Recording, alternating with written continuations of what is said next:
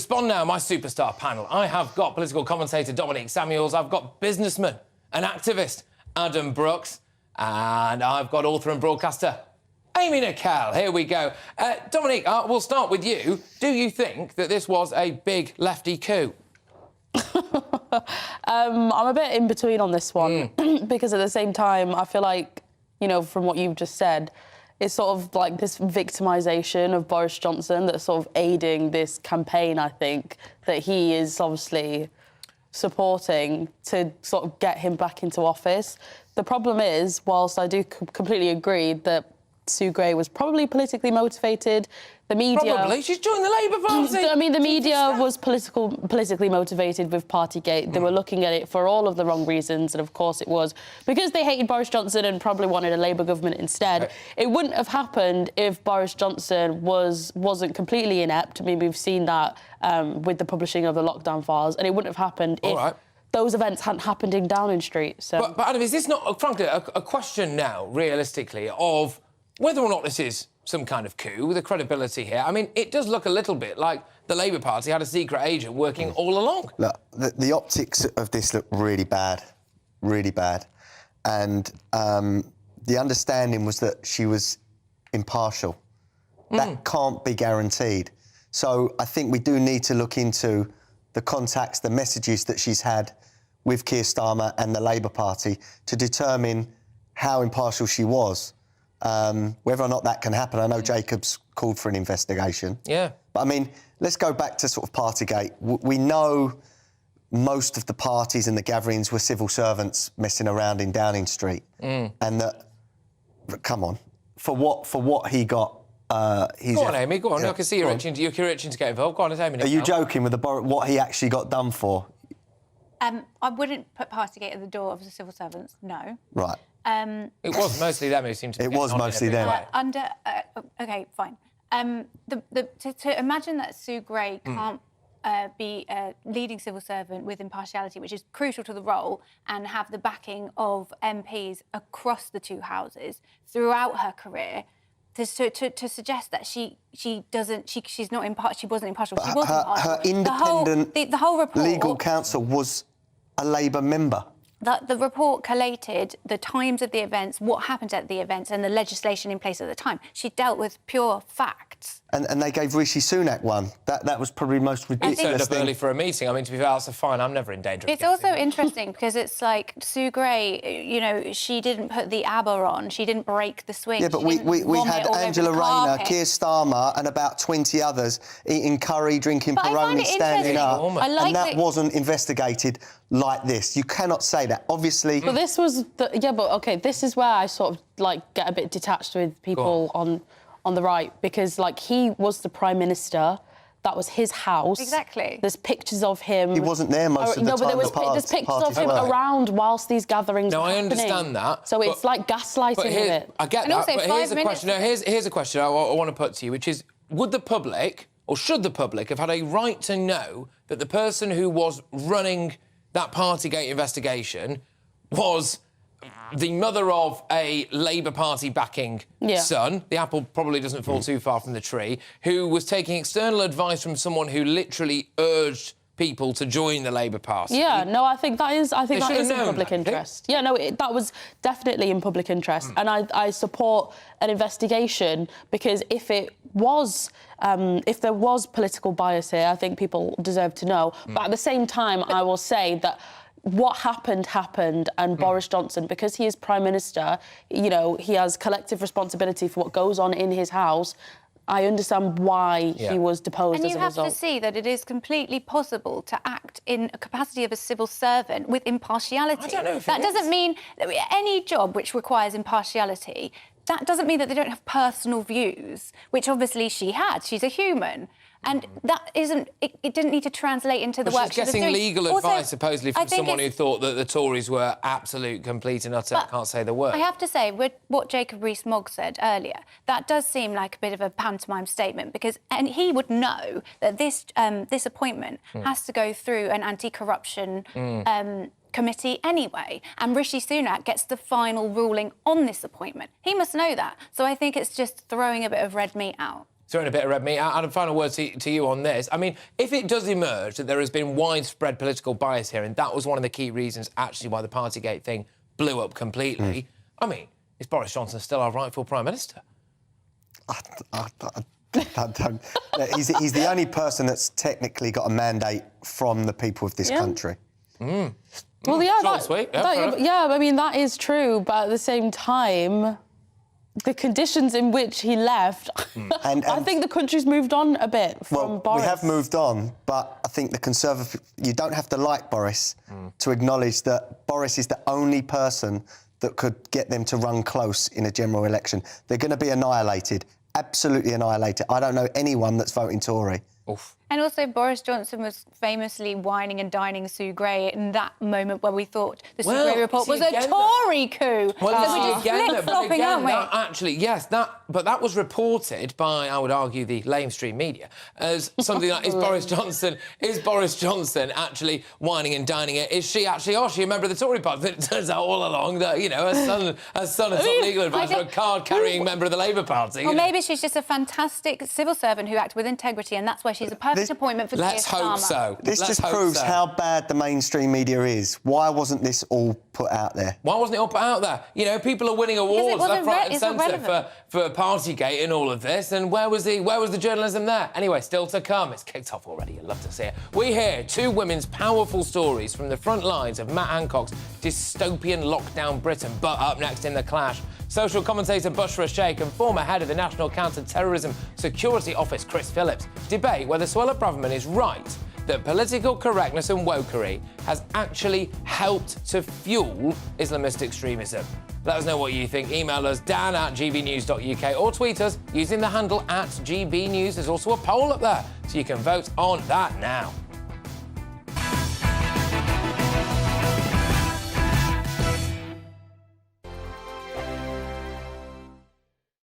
First and foremost, I am a GB News fan, and I was before I was working here. Just love the fact that we're asking the questions that a lot of establishment media won't ask. With a bit of a twist, we not only want to inform you, but we want to keep you entertained. It's worth the drive because you get in and the team's all ready and waiting, they're itching to go, and it's a proper little family. GB News is the People's Channel. It's the audience that makes the programme sing. We're giving our viewers and our listeners a voice. I see the thousands of your letters, tweets, emails, you name it, coming in. Britain is broken. How on earth did we get into this mess? But more importantly, how do we get out of it? The establishment had their chance. Now we're here to represent you. It's time for something different.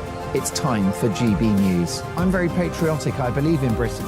Our best days lie ahead. Britain's watching. Britain's watching. Join us here on GB News. The People's Channel. Britain's news channel. I'm Andrew Doyle. Join me at 7 o'clock every Sunday night for Free Speech Nation, the show where I tackle the week's biggest stories in politics and current affairs with the help of my two comedian panellists and a variety of special guests. Free Speech Nation, Sunday nights from 7 on GB News, the People's Channel, Britain's news channel. Here on GB News Live, we'll be keeping you in the picture, finding out what's happening across the country and finding out why it matters to you. We'll have the facts fast with our team of reporters and specialist correspondents. Wherever it's happening, we'll be there from 12 noon on TV, radio and online. GB News, the People's Channel, Britain's news channel. I'm Michael Portillo. Join me on GB News on a Sunday morning for topical discussion, debate, arts and culture, and sometimes even some ethical dilemmas. I don't always agree with you, Michael.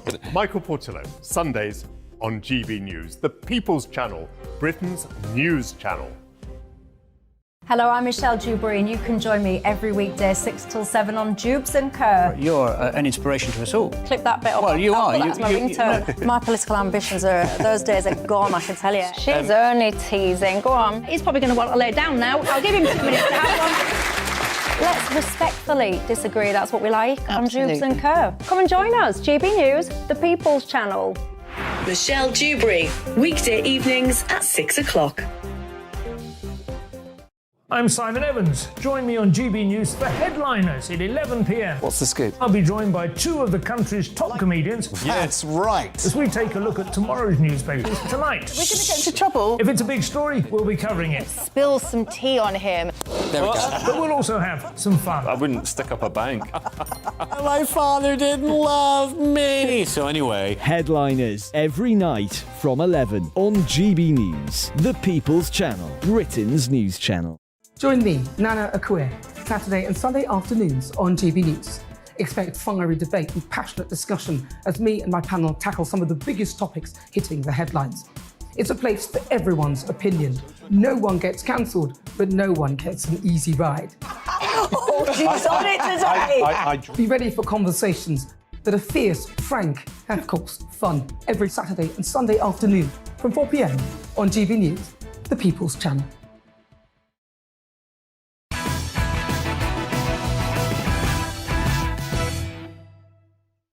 Time now for the clash.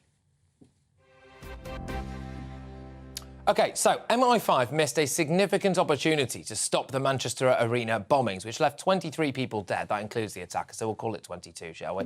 And over 1,000 people injured, according to the chair of a public inquiry into the attack. Now, in response, Suella Braverman has said that she is committed to working with MI5 and the police to do everything possible to avert a repeat of the horrifying arena attack. And responding to a separate damning report on the government's anti-terror programme Prevent, the Home Secretary said yesterday that political correctness around Islamist ideology has created a blind spot and that extremism is operating under our radar. So is she right? Has political correctness actually helped to fuel Islamist extremism?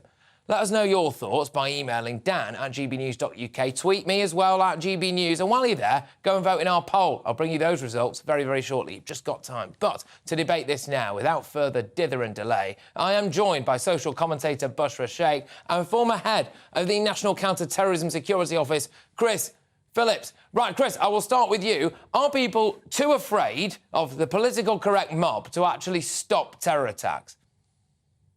Well, I wouldn't go that far, but what I would say is there's a real difficulty in investigations around Islamic extremists. And there's lots of reasons for that, but I think by far the greatest is that no one wants to be called a racist, a fascist or whatever. And those sort of names are very much thrown around. And I think people are very scared to actually report people that are of clear worry to society.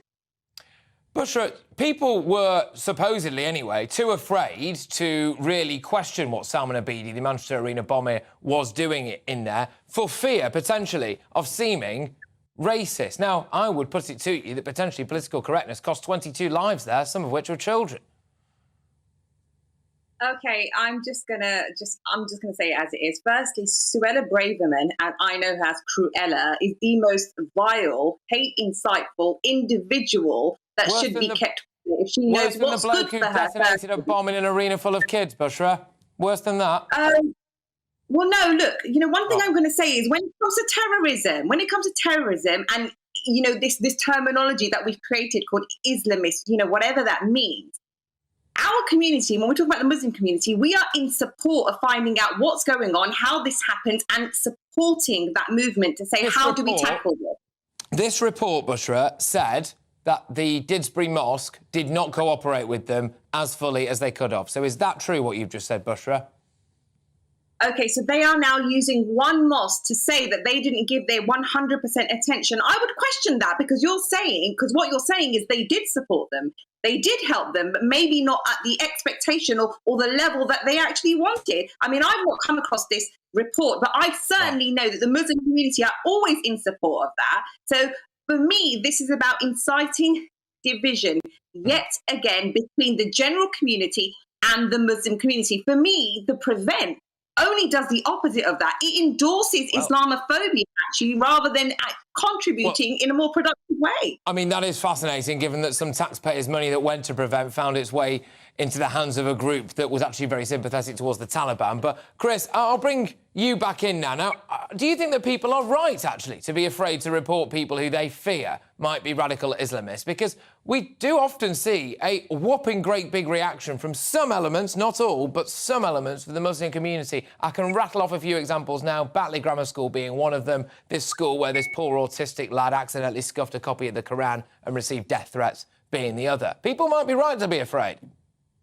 Well, I think they are, and they get labelled very quickly. And, you know, we've just heard a couple of minutes ago Suella Braverman being called every name under the sun because she gave an opinion. And she has an opinion on what's going wrong in our country. And it's very easy to throw these terms out.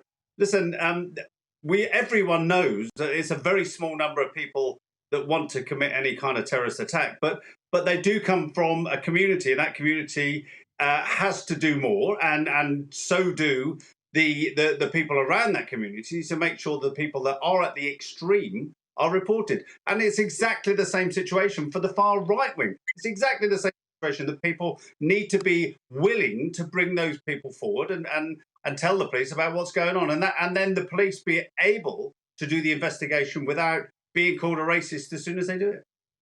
Do you think that people do unnecessarily cry racism sometimes, Bushra?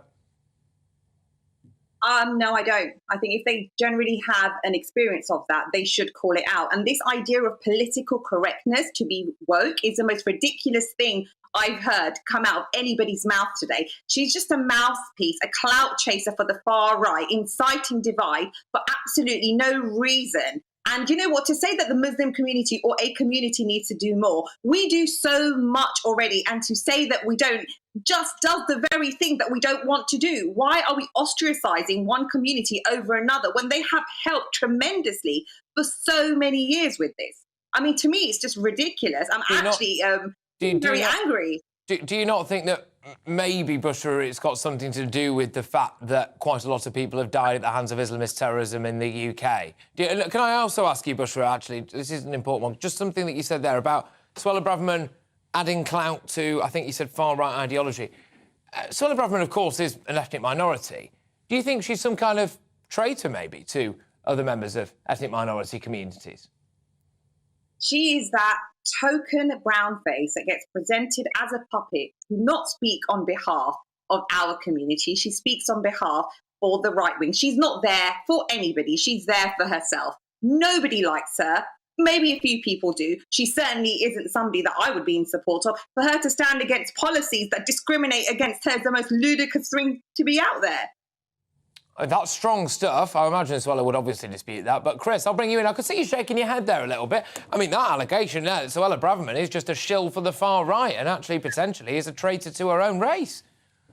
Well, I think there's an awful lot of people in the street that would agree with Suella Braverman, and not necessarily from the right wing at all. I think there are problems in our society, and I think she gives a mouthpiece to some of those. But exactly what we're getting here now is exactly the problem. An overreaction to someone's comments, which many people in this country find will agree with. Okay. Well, no, it's because it's dangerous. The comments are absolutely ridiculous, and they are dangerous. You are marginalising a community, and how can you do that over others? Political correctness is to make people come together. It's to unite people, not having individuals like her. OK, so political correctness, it's been acknowledged, got in the way of police investigating numerous different grooming gang scandals that took place, which meant that political correctness led to young, vulnerable, mostly white, working-class girls being systematically abused on an industrial scale. Political correctness may well have got in the way of an investigation properly, or certainly a last-minute opportunity to stop Salman Abedi, who blew himself up in an arena full of children. I mean, political correctness potentially is costing lives, Bushra. It's not weird to raise that, is it? No, it's not political correctness that's taking lives. It's policy and process and doing the right thing that is costing lives. It's not because of a group of people that are stopping that from happening. It is a process and policies that are in place that are not working. That's what's causing deaths of people to happen, not a community. I mean, the questions that we're asking here are all wrong. Chris, final word over to you on this then. React to that. Well, listen, we've got groups of people in this country, individuals and groups, that wish to go out and kill people. It's a incredible problem that the security services and police are having to deal with. it's in everyone's interest to support them in doing that. And the vast majority of people in this country do, and whether Muslim, Hindu, or Christian, or anything else. But it is actually we need to free the hands of our police, our security services, to actually do the investigation properly, to pick out those small numbers of people that are actually a real threat to everyone. All right, look, both of you, proper debate, that. Thank you very, very much. That was social commentator Bushra Sheikh and former head of the National Counter-Terrorism Security Force, it's Chris Phillips. So, who do you agree with?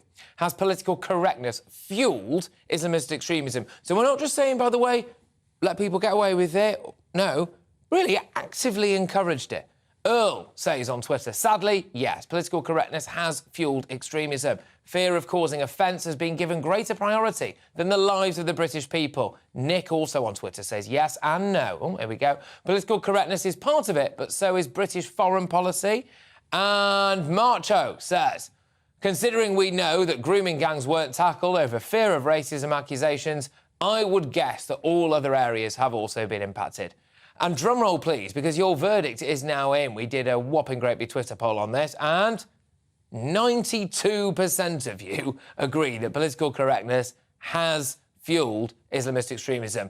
8% say that it hasn't. So there we go. What a way to kickstart us this evening. Coming up is Tory MP Lee Anderson writes that prisoners should be out picking fruit and veg to solve the UK's labour shortages. Why not? They could probably market that at some boutique veg shop in Shoreditch. Former Conservative Minister Anne Widdecombe gives her response to all of that. But first, as the young and old were betrayed the most by lockdown policies, we hear two women's powerful stories from the front lines of Matt Hancock's dystopian lockdown Britain. Don't go anywhere.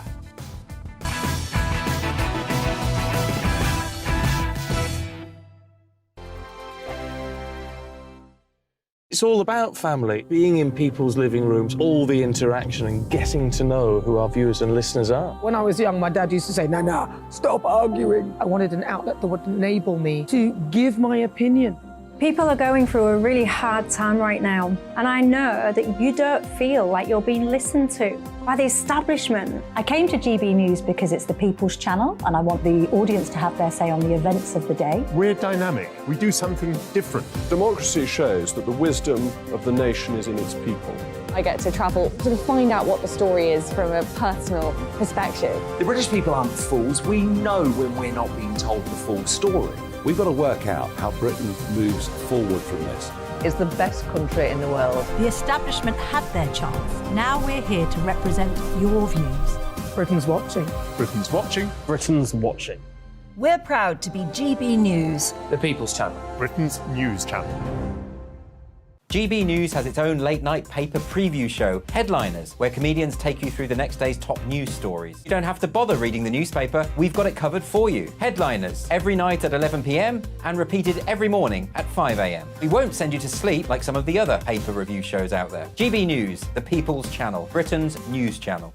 Hi, Andrew Pierce here. Join me every Friday lunchtime for a proper no-nonsense debrief of the week's events. With special guests in the studio and the GB News team on the ground, I'll be getting you up to date with news, some intelligent discussion and my own sharp take. The weekend starts here with me every Friday lunchtime on GB News, the People's Channel, Britain's news channel. Join me, Camilla Tominey, on Sunday mornings from 9:30, taking the politicians to task and breaking out of SW1 to see how their decisions are affecting you across the UK. Bursting the Westminster bubble every Sunday morning, only on GB News, the People's Channel. Britain's watching. You've probably seen politicians interviewed 1,000 times, but we do it differently. We find out who they really are, we don't shout, we chat, and hopefully we bring a bit of light, not just heat. Did you know Kate Moss? Apparently. Do you have a pair of jeans or a pair of jeans? No, of course I don't. What would I do with them? My friends are like, oh my God, what's she doing now? Join me every Sunday at 6 for Gloria Meets, only on GB News, the People's Channel, Britain's news channel. I'm Jacob Rees-Mogg, the Member of Parliament for North East Somerset and a former government minister. For years, I've walked the corridors of power in both Westminster and the City of London. I campaigned in the largest democratic vote in our island story. I know this country has so much to be proud of. We need to have the arguments, the discussions on how we make it better. The wisdom of the nation is in its people. Vox Populi, Vox Dei. That's why I'm joining the People's Channel. Join me Monday to Thursday at 8 p.m. on GB News, Britain's news channel. Westminster is going around in ever-decreasing circles, followed by the media. Britain is broken. How on earth did we get into this mess? But more importantly, how do we get out of it? Join me at 7 p.m, Mondays to Thursdays on Farage, here on GB News. We will have open, rational debate. We've got to work out how Britain moves forward from this. Join us here on GB News, the People's Channel. Britain is watching.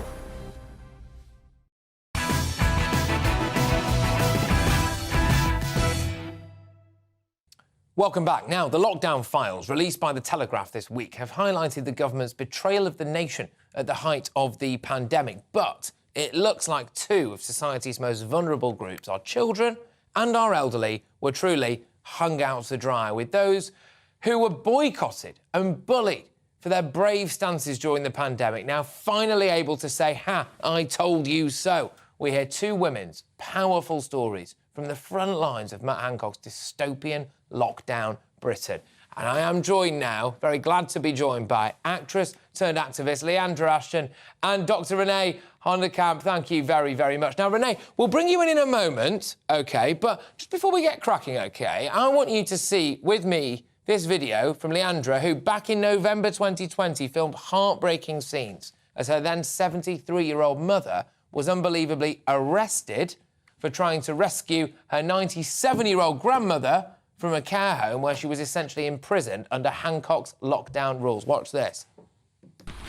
So let's just make this very clear. My nan, my 97-year-old nan here, who we have taken from the care home because we haven't seen her for 9 months, is now being taken back by force to her care home. My mother has been arrested. My mother is in the back of the car here. She is a nurse. She is a fully qualified nurse who is wishing to care for her own mother. And here we have an incredible use of police time to take my 97-year-old grandmother back into a care home where she is deteriorating, where we haven't been able to see her for 9 months. Nan, I love you and we are going to fight for you. It's unbelievable. It's unbelievable. Leandra, your grandmother is sadly no longer with us, and very, very sorry to hear that. Do you and your mother feel vindicated by these revelations, or just full of anger? To be honest with you, I think the anger, I've been working on letting go of the anger. It's been 3 years now.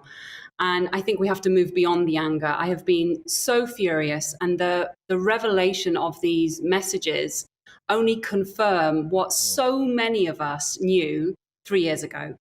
The manipulative propaganda of wear a mask for grandma when our most vulnerable citizens were dying miserably in care homes. There is nothing in these messages that surprises me. And, for no I ring think of steel, what's really by the way. important is For just to interrupt on that, for no ring of steel. So what we just saw there, OK, was an incredibly elderly woman, quite frail, if you don't mind me saying, being basically carted away by police. Vital moments and minutes that you and your mum could have spent with her, snatched away from you, under the illusion, the total illusion, that there was a ring of steel around the care home system, that you were doing your bit by virtue of not seeing her. And that, I think, has turned out to not really be true, has it? I think so. And I know that yesterday you had Jane Connery from Care Campaign for the Vulnerable, and we are in touch with thousands of families who are in the same situation as us. Thousands of people where the focus seemed to be on, rather than the quality of life, it was on the quantity of life. And when you're 97 years old, in the end, we got my gran out of the care home, and she had 13 months at home with my mum lovingly looking after her. We were one of the happy stories. We were one of the lucky stories. My nan died at home with my mum beside her. So many people didn't have chance to have that experience. And I think that these messages are just the tip of the iceberg, because the questions still need to be asked, which is what killed so many people in care homes? Because yes, there was COVID, and yes, there was no testing, but that is the tip of the iceberg. There's the question of the blanket do not resuscitates. There's the misuse of end-of-life medication like midazolam. This stuff is massive and needs to be looked into. Well, let's have a little look into it now. And Renee, thank you very much. I know you've been hanging on there for a little while. This is the perfect opportunity to bring you in, because NHS GP Dr. Renee Honderkamp, you were ostracised by your medical colleagues for daring to speak out as one of the sole NHS voices against lockdown measures. I'm going to get you to react to what's just been said there about some of the reasons behind why people actually died. Yeah, so I mean, I agree entirely with Leandra. So I actually wrote about this in July 2020, that I was watching people in care homes. Obviously, they were in a care home, so they weren't, completely fit and well, but they were fit and well enough to lead, meaningful lives. And they were in care homes where they were shipping in people with COVID without testing them. So they were then trapped inside a home with COVID and very vulnerable. If they did get COVID, they're not sent to hospital, because we were told that on a frailty score, and almost everyone in a care home met that, they actually wouldn't do well enough in hospital. So they used the guidelines to say they shouldn't go into hospital and even have a hospital bed. Some of those people only needed oxygen, and that would have been enough for them to live.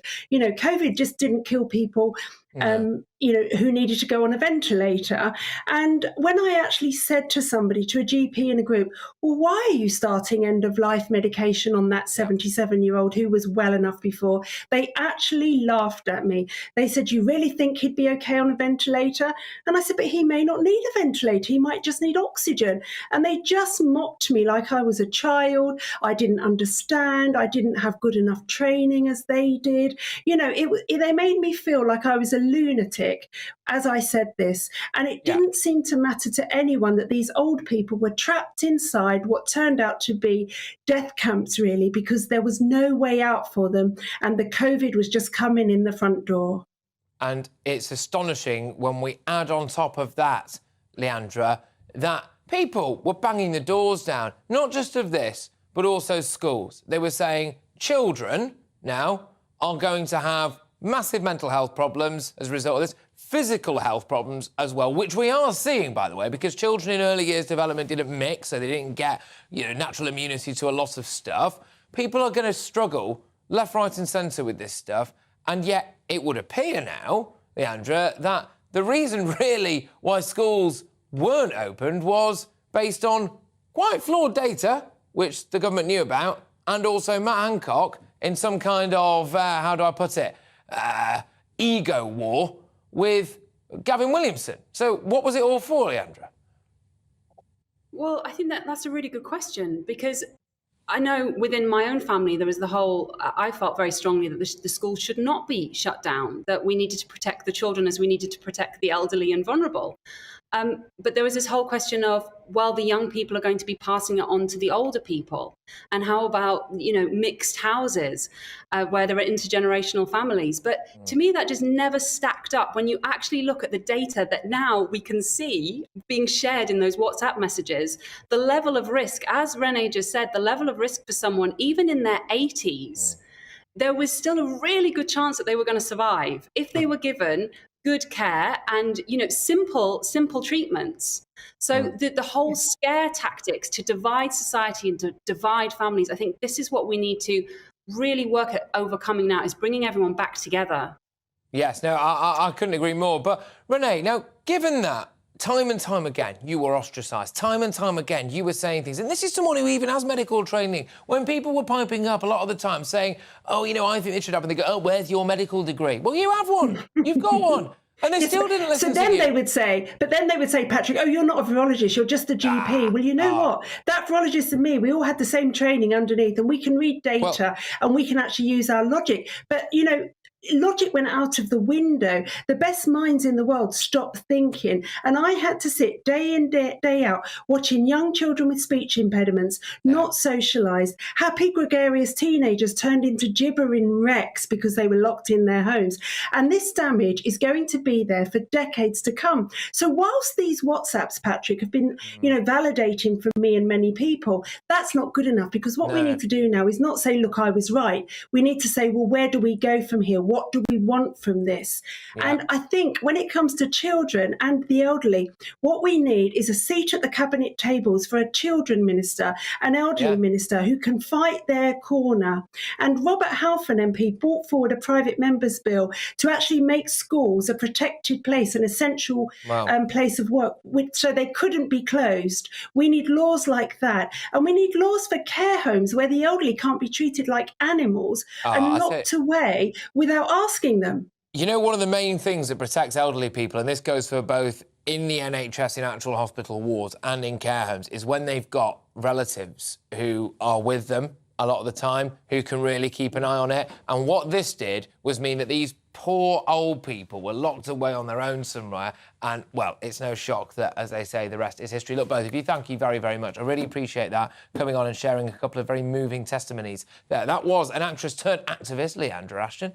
And, of course, we've got NHS GP Dr Renee Honderkamp. Thank you very, very much. Now, on care home policy, a spokesman for Matthew Hancock said, to use his full name, said, these stolen messages have been doctored to create a false story that Matt rejected clinical advice on care home testing. This is flat wrong. I have now read that statement so many times. It's there every time I close my eyes. But coming up, my superstar panel debate whether the Liberal left have put children in danger by showing them hyper-sexualised performances from drag queens. What on earth are drag queens doing in schools? And why would a fully grown man want to put on a thong and dance in front of kids? That's what I want to know. Also, is Tory MP Lee Anderson right that UK prisoners should solve the UK's labour market problems by picking fruit and veg?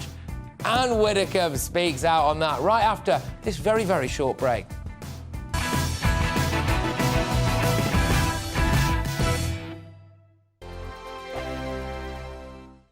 First and foremost, I'm a GB News fan, and I was before I was working here. Just love the fact that we're asking the questions that a lot of establishment media won't ask. With a bit of a twist, we not only want to inform you, but we want to keep you entertained. It's worth the drive because you get in and the team's all ready and waiting, they're itching to go, and it's a proper little family. GB News is the People's Channel. It's the audience that makes the programme sing. We're giving our viewers and our listeners a voice. I see the thousands of your letters, tweets, emails, you name it, coming in. Britain is broken. How on earth did we get into this mess? But more importantly, how do we get out of it? The establishment had their chance. Now we're here to represent you. It's time for something different. It's time for GB News. I'm very patriotic. I believe in Britain. Our best days lie ahead. Britain's watching. Britain's watching. Join us here on GB News. The People's Channel. Britain's news channel.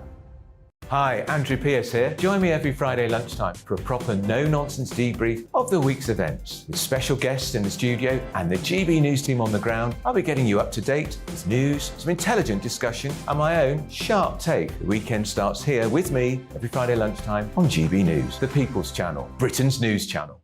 I'm Michael Portillo. Join me on GB News on a Sunday morning for topical discussion, debate, arts and culture, and sometimes even some ethical dilemmas. I don't always agree with you, Michael. Michael Portillo, Sundays on GB News, the People's Channel, Britain's news channel. I'm Andrew Doyle. Join me at 7 o'clock every Sunday night for Free Speech Nation, the show where I tackle the week's biggest stories in politics and current affairs with the help of my two comedian panellists and a variety of special guests. Free Speech Nation, Sunday nights from 7 on GB News, the People's Channel, Britain's news channel. Here on GB News Live, we'll be keeping you in the picture, finding out what's happening across the country and finding out why it matters to you. We'll have the facts fast with our team of reporters and specialist correspondents. Wherever it's happening, we'll be there from 12 noon on TV, radio and online. GB News, the People's Channel, Britain's news channel. Join me, Patrick Christie's, Monday to Friday, 3 till 6. We tackle the day's news agenda like you've never seen before. It's high tempo, high octane, the most controversial topics and the best guests. You will not be able to take your eyes and ears off it. I'm not afraid to ask the questions that you really want answered. 3 till 6 p.m, Monday to Friday on GB News, the People's Channel, Britain's news channel. Join me, Lawrence Fox, on GB News. Frank, fun, fearless, and sometimes serious. Much as I love a Friday night punch-up, what I really want is a battle of ideas. I want to look at things differently. I want to hear different voices and engage with your unique experiences. Every Friday at 7 p.m. on GB News.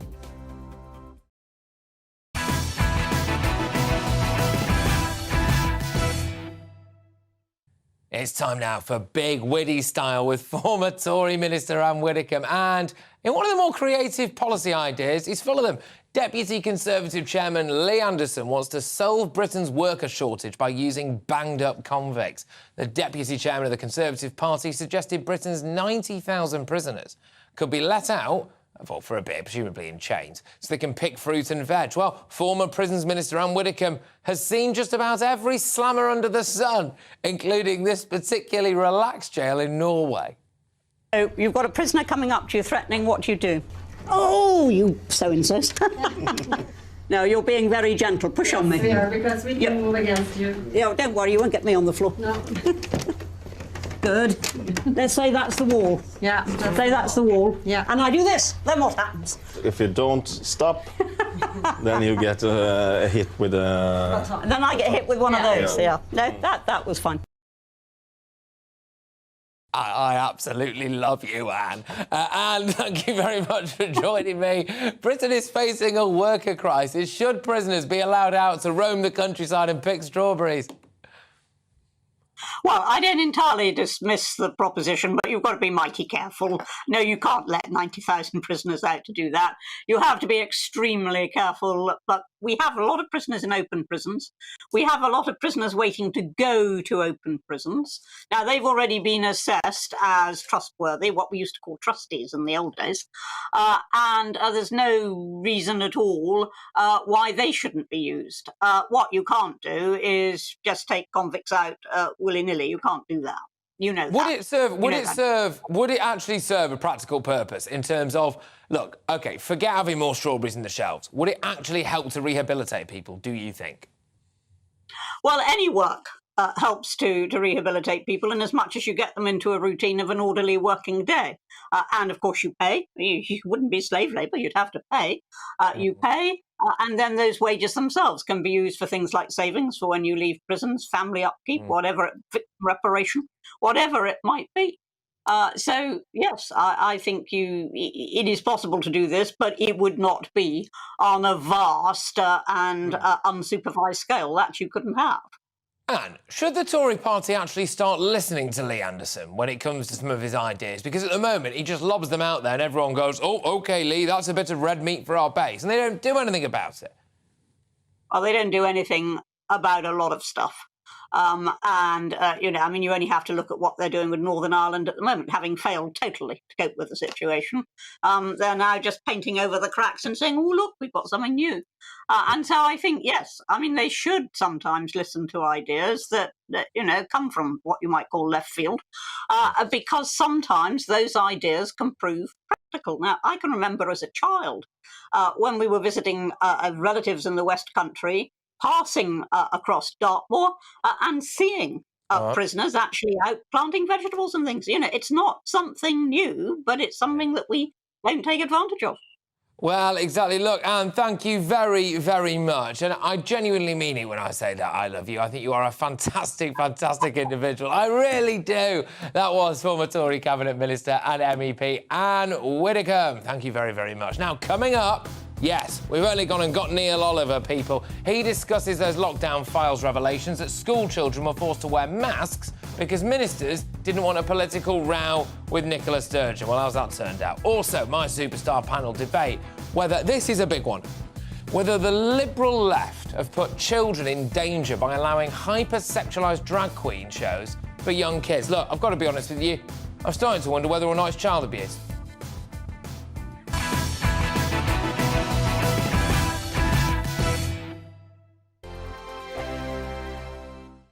You've probably seen politicians interviewed 1,000 times, but we do it differently. We find out who they really are, we don't shout, we chat, and hopefully we bring a bit of light, not just heat. Did you know Kate Moss? Apparently. Do you have a pair of jeans or a pair of jeans? No, of course I don't. What would I do with them? My friends are like, oh my God, what's she doing now? Join me every Sunday at 6 for Gloria Meets, only on GB News, the People's Channel, Britain's news channel. I'm Jacob Rees-Mogg, the Member of Parliament for North East Somerset and a former government minister. For years, I've walked the corridors of power in both Westminster and the City of London. I campaigned in the largest democratic vote in our island story. I know this country has so much to be proud of. We need to have the arguments, the discussions on how we make it better. The wisdom of the nation is in its people. Vox Populi, Vox Dei. That's why I'm joining the People's Channel. Join me Monday to Thursday at 8 p.m. on GB News, Britain's news channel. Here on GB News Live, we'll be keeping you in the picture, finding out what's happening across the country and finding out why it matters to you. We'll have the facts fast with our team of reporters and specialist correspondents. Wherever it's happening, we'll be there from 12 noon on TV, radio and online. GB News, the People's Channel, Britain's news channel. I'm Andrew Doyle. Join me at 7 o'clock every Sunday night for Free Speech Nation, the show where I tackle the week's biggest stories in politics and current affairs with the help of my two comedian panellists and a variety of special guests. Free Speech Nation, Sunday nights from 7 on GB News, the People's Channel, Britain's news channel. I'm Michael Portillo. Join me on GB News on a Sunday morning for topical discussion, debate, arts and culture, and sometimes even some ethical dilemmas. I don't always agree with you, Michael. Michael Portillo, Sundays on GB News, the People's Channel, Britain's news channel.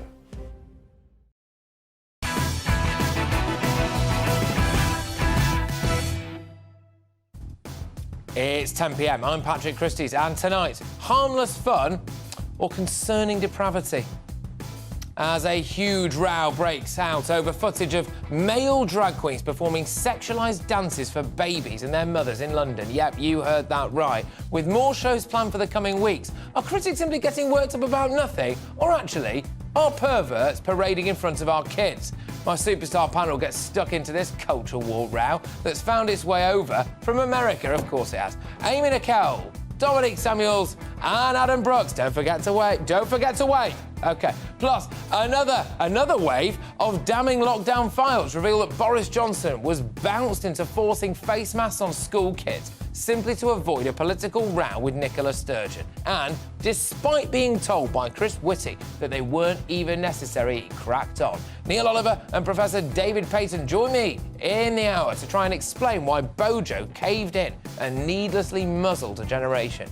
Meanwhile, is the countryside racist? Find out how those perma-offended hacks at The Guardian have turned our great British outdoors into a race-baiting opportunity with one of their most inane columns yet. And are these fancy-dressing kids the supreme champions of World Book Day?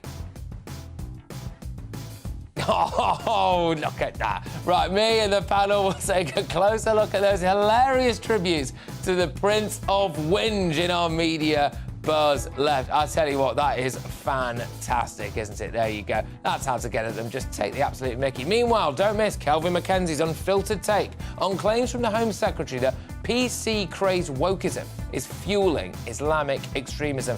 I will also ask him whether little weasel Matt Hancock is right to say that the Lockdown Files journalist Isabel Oakeshott betrayed him. And as ever, I will have tomorrow's newspaper front pages as they come in, plus tell you which GB News presenter is celebrating a milestone birthday today in our greatest Britain and Union Jackass. I wonder who it could be. A little clue, I'm here. But anyway, there we go. First, though, it's the news with Polly Middlehurst.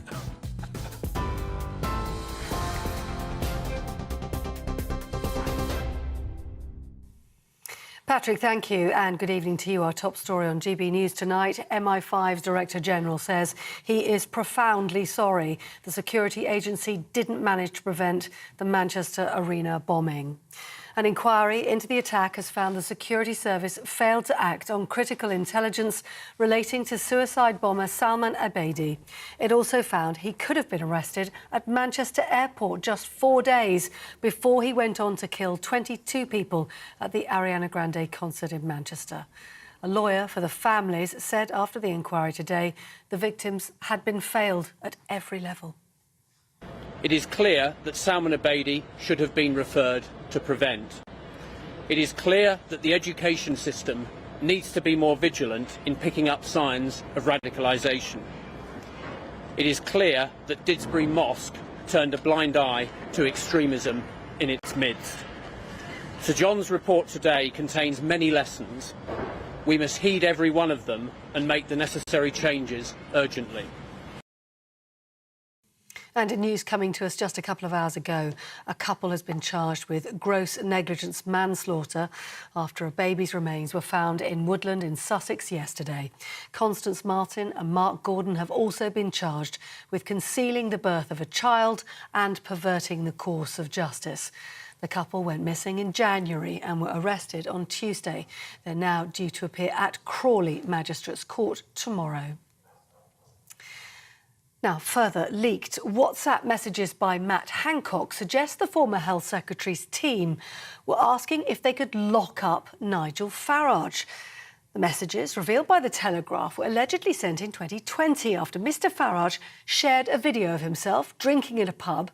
A fortnight earlier, he'd been seen at a Trump rally in the States. Well, under COVID lockdown rules, anyone coming from abroad was required to quarantine for 14 days. It's reported Matt Hancock considered this to be a potential breach of the regulations. Nigel Farage responded a short time ago. When I was photographed that day the pub's open, had I reached the full 14 days? Well, it was a bit nip and tuck. I think probably I hadn't quite reached the time. I always made sure I used hand sanitizer. I always kept my distance from people. And I have to say, you know, bad laws make people lawbreakers. Nigel Farage. Well, the Conservative MP Jacob Rees-Mogg is calling for a proper inquiry into Sue Gray's appointment as Sir Keir Starmer's new Chief of Staff. The senior civil servant led an independent investigation into Partygate. Allies of Boris Johnson have condemned her new role within the Labour Party, with the Tory party chair calling it inappropriate. Mr Rees-Mogg says her report into lockdown breaches at Number 10 has now been discredited. No confidence can be placed in the evidence she secured or passed to the police, or, now relevant still, the Privileges Committee in respect of the gatherings in Number 10. So instead, there should be an investigation into her and to her appointment.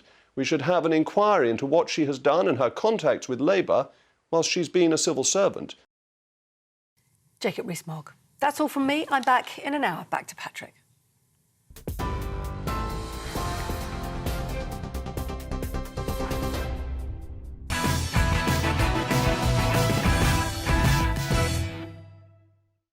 Tomorrow's news tonight now in our Media Buzz. Let's kick off with the very first look at the front pages, just hot off the press. So the Metro leads with former Health Secretary Matt Hancock saying he was betrayed by journalist Isabel Oakeshott, Crimea River, who helped him write his memoir and has subsequently now leaked his WhatsApp messages to the Daily Telegraph. But my superstar panel are back with me. Political commentator Dominique Samuels, and we've got businessman and activist Adam Brooks, and, of course, is author and broadcaster Amy Nicol. Now, it's traditionally been a culture war row. There's only been seen across the pond, but the controversy of drag queens performing for kids and even babies is now hitting UK shores. Footage has emerged of male dancers dressed in bondage gear and thongs. I mean, good grief. If you're unfortunate enough to be watching on television right now, you will literally be seeing men in thongs, pretty much with their tackle out, doing the splits in front of infants at a, quote, absolutely abhorrent event in London last weekend. The Cabba Baba Rave show brands itself as a, quote, little slice of afternoon delight that mixes cabaret with so-called captivating baby sensory moments. OK. Furious critics have hit out at what they call depraved performances. To be honest with you, I'm inclined to go a lot further than that, questioning why babies and children need to see hypersexualised dancing by men with their buttocks and out. Despite the furore, another show is set to take place in London next week. Cabba Baba rave organisers defended the footage in a statement, insisting it was carefully curated and suggesting the babies would not understand what was being performed. Oh, so that's all right then, is it? Oh, well, the babies, they won't understand this absolute perversion that seems to be taking place in London. Dominic Samuels, you were actually the first people, actually, to release these videos online in recent days, so thank you very much. It's great to actually have you on the show now. So I will start with you. Why are these performances unacceptable? Firstly, for the people that say, oh, the babies don't even know what's going on, if you actually look on the website, it's an organisation specifically targeted at babies. For something to be baby sensory, you are obviously going to curate, as they've said, the activities to children. The question is, why do men and women wearing barely any clothing, wearing nipple tassels, wearing bondage gear and stripper heels and thongs, need to be performing for children? Cost of living.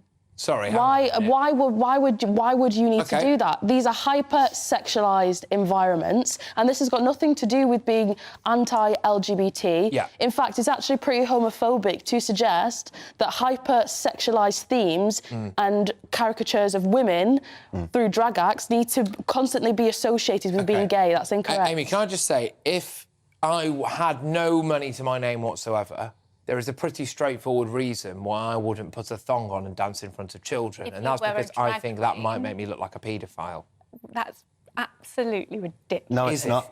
That you could actually correlate drag queens to paedophilia. That's what you just did. Gyrating in front of babies. A man in a thong. Gyrating in front of a baby. And this is the thing with the drag culture. So it's perfectly fine, it's fun. I've been to those sorts of events myself, but these are adult environments that they belong in, and I'm pretty sure that a lot of drag queens would feel extremely uncomfortable with being virtually naked in a thong dancing for toddlers. Do you not take, Amy? right, so I refute how hypersexualised that those 5-second clips can give We've the seen impression. more. It's But very sexualised. on the whole, drag queens working with children in the UK are all completely DBS checks, do a child DBS check appropriate means you've not been caught. Okay, well then, so that's a DBS check. That's nonsense. I think if there was one example of a drag queen grooming a child for sex, then you might have a leg to stand on with this. But there are 90% of child abuse cases in America, are there was a registered with sex parents offender and went people to that a drag live queen in their story house. Let's just cut to the chase. I'm a father of 3 children. If anyone took my kids to see that sort of show... It's not compulsory, Adam. I would string them up, right? That is disgusting. To you? It's perverted. It's depraved. In your opinion? No. Would you take your child to that? Firstly, that's Because for, if that's for you babies, would- so it's basically more for the parents. So I remember when my son was Would you born, take your child to that? So the local cinema used to do One second. Can I answer your question? Would you take your child to that show? Any sexualisation of that would go completely over the baby's head, That is and they would see ridiculous. colours, makeup, and fun, and hear the I will go as music. far to say, so can I give Patrick, an anyone that example? takes their child to that needs their hard drive checked. You know- it's perverted and depraved. Yeah, it's completely legal. There's nothing illegal going on. thing It's is, a personal choice. we don't whether you know. go to We that or don't not. know. In your Actually, opinion, we don't know actually if it's completely legal because there are some real safeguarding concerns in We're those seeing it now, environments. sorry to interrupt you, but this is what we're looking at now. So it's a man upside down with a leopard print thong on. Which you That might is see his on the complete beach. bum out. I'm On pretty the sure we'll see beach. something... A beach and that is not comparable. Don't be so But how is it not ridiculous. Amy. comparable? Toddlers there. But Number can one, you- they're paid. What are you parents have scared paid. of? What do you Number think's one- going to happen to these number babies? one, their parents have Don't want paid to to be say there. And number two, they are interacting and in close proximity to children. A man twerking with barely any clothes on around children. It's not about the children, although at that age, your brain is literally like a sponge. So the idea that children just don't know what's going on is also false. Actually, a lot of it will go over their heads. Look, and it's like in pantomimes that you all go to at Christmas. pantomime is not the pantomime game is so sexualised. Twerks So in sexualised. I went to see a Amy. pantomime at When was the Christmas. last time The that jokes were happened? absolute The filth. jokes. When was the last time a pantomime They were game talking twerked in thongs for babies? You're talking absolute nonsense. Where would you find a person wearing stripper heels, a strip club. What is the purpose of a strip club? To entertain. Sexual arousal. Okay, right. Stop Amy, being naive. Amy, can I ask? Provide the evidence. What The evidence is on the video footage. Do you think that some people maybe feel more strongly about this because it's men in drag, as opposed to if this was lap dancers?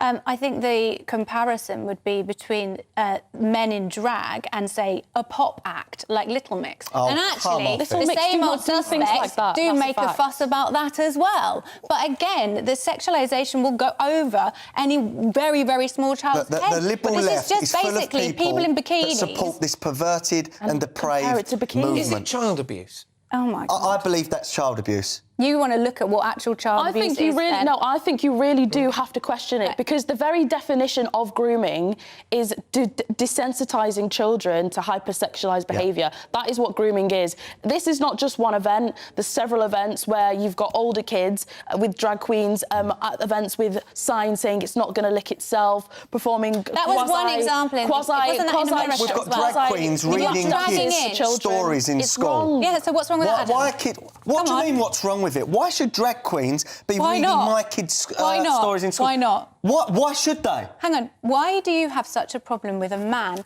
putting on women's clothes and reading your child a story? Sexualised clothing. No. Never sexualised clothing. All of the drag queen story hour acts never wear sexualised clothing. Why? Dig really deep. Dig really deep. What does a kid learn? Okay, all right. It's perverted. I can't even talk to you anymore, Amy. It's perverted. But can you dig a little deeper and demonstrate why you think... I don't want my kids... You don't want your kids...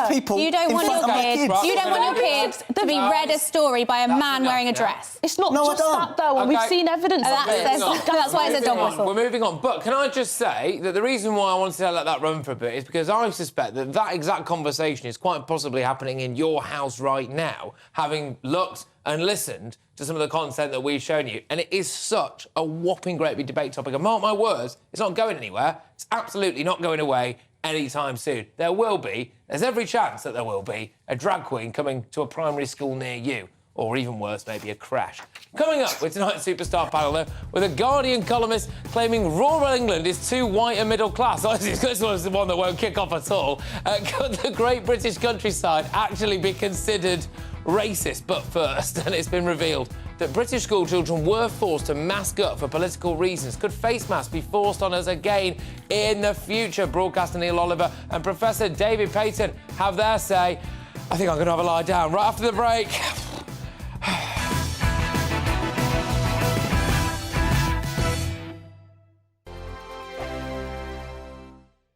First and foremost, I am a GB News fan, and I was before I was working here. Just love the fact that we're asking the questions that a lot of establishment media won't ask. With a bit of a twist, we not only want to inform you, but we want to keep you entertained. It's worth the drive because you get in and the team's all ready and waiting, they're itching to go, and it's a proper little family. GB News is the People's Channel. It's the audience that makes the programme sing. We're giving our viewers and our listeners a voice. I see the thousands of your letters, tweets, emails, you name it, coming in. Britain is broken.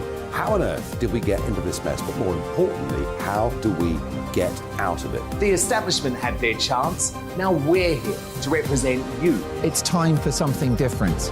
It's time for GB News. I'm very patriotic. I believe in Britain. Our best days lie ahead. Britain's watching. Britain's watching. Join us here on GB News. The People's Channel. Britain's news channel. I'm Andrew Doyle.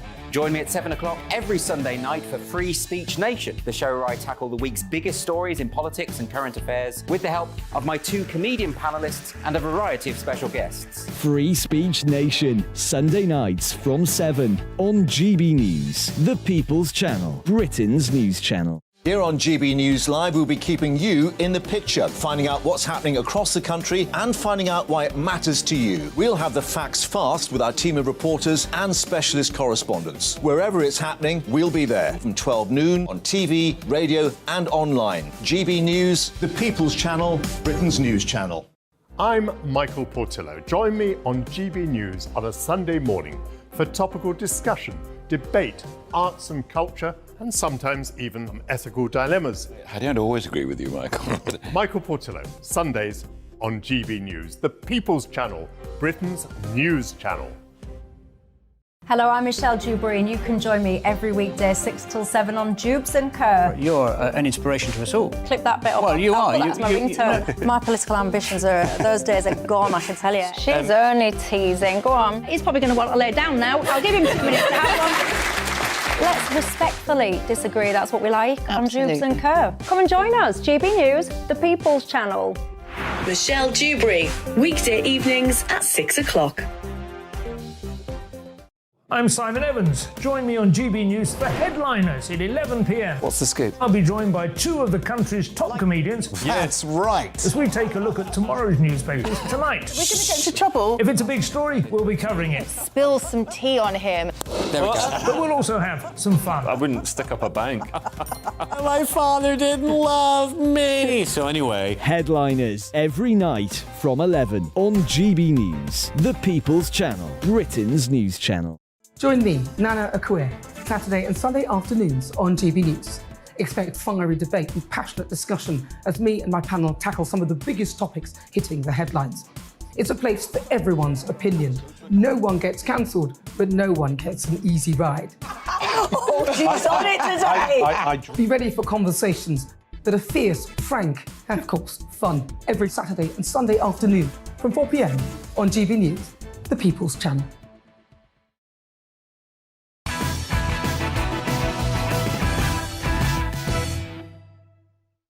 Today, bombshell text messages reveal English school children were forced to wear face masks because ministers didn't want a political row with Scottish First Minister Nicola Sturgeon. Good grief, how did that end, eh? In leaked WhatsApp messages from August 2020, Chief Medical Officer Chris Whitty is asked his opinion on masking school kids, and he replies, no.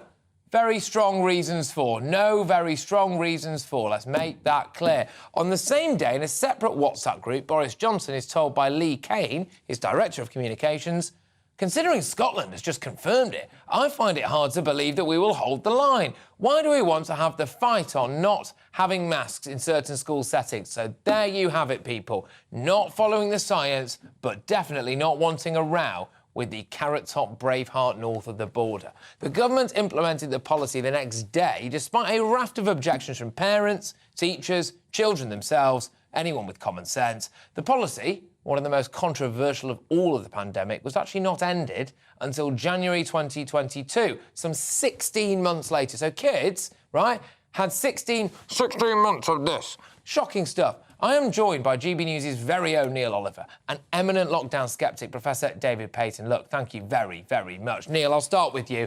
I'll ask you first, OK? Why did Boris Johnson cave into supporting masks to muzzle children, just to appease Nicola Sturgeon? Well, children were used as political footballs throughout this. We knew from very early on that children were posed minimal risk by COVID-19, and in any sane world would have been left to and encouraged to get on with their normal lives, uninhibited by masks and school closures and the rest of the restrictions that were imposed upon their lives. But it suited the politicians to use them for effect in the way that you're just describing in this particular instance, where there were a political football between Scotland north of the border and England to the south of the border. But the point is, Patrick, this is not where we should be with this debate. If this is the best that the Telegraph can eke out of these thousands of WhatsApp messages, then to me it beggars belief that we're back talking about PCR tests, which we know didn't work, and their own inventor, Kerry Mullis, said they were not supposed to be used as diagnostic tools. We're back talking about masks, when anybody with half a brain knew that masks were absolutely useless, pointless against a respiratory virus. We know all of this. There are much, much more significant questions to be asked. If this is really where we are, then the conversation, the debate has not moved on at all. And it's up to us, to set aside the tittle-tattle in the Telegraph, which is what it really is, and get to asking the really significant questions about just exactly why what was done to us was done to us. OK, Neil, I will come back to you on that, because I think you're right, it's important. And I can't help but wonder as well whether or not this is just part of a much wider distraction technique, actually. But I just want to bring in David now, David Payton there, Professor of Industrial Economics at Nottingham Business School, and, of course, as well, definitely very much quite a learned individual when it comes to scepticism, I should say, about lockdowns, etc. What do you make of this now, the idea that children were forced to wear masks unequivocally that will have damaged their human interaction skills and potentially be leading to problems years down the line? Yeah, I don't disagree with Neil that it would be nice to move on, but unfortunately there are still scientists pushing masks now every time COVID cases go up again. And in America, there are still mask mandates for children. Even at the time these decisions were taken, the evidence was very mixed at best that masks have any impact. And it was very galling that we were told by Matt Hancock and others, we're following the science, we're following good scientific advice. We all suspected that wasn't the case. And now we know that actually they were very aware, and the scientific advisors were aware, that masks, like many other of the interventions, had no scientific basis, were done for political reasons or for following opinion polls. And of course, it was children who were damaged as a result. And it's not just masks, it was shutting down schools, it was the rule of 6, which limited large families from meeting up together. And I think one of the problems was that right the way through, politicians seem to have got this groupthink, and they convinced themselves that they could control the virus, that they had the power to turn it off and on like a tap with their sort of arbitrary rules. In fact, they did have power, but it wasn't over the virus. They had the power to wreck the economy, to ruin children's education, to create mental health problems, which we're still feeling today. And I think that's the sort of issue we should be talking about now. Yeah, Neil, can I ask you, for the kind of people who genuinely believe that there's a much wider picture here, a grander plan than just the face value stuff, right? Is it actually a little bit damning to realise that when we see some of these WhatsApp messages, right, that actually maybe this was just a bunch of numpties who didn't know what they were doing? I suppose for a while, earlier on, I was perhaps prepared to give some house room to the idea that it was incompetence that was putting us in the position that we were in. I have long since ceased to accept that it was incompetence. I don't think it was anything to do with that. You know, we knew on the basis of the way that the politicians themselves were flouting their own rules, you know, having parties and getting together and all the rest of it, that they didn't fear the virus in the way that they were trying to instill fear in the general population.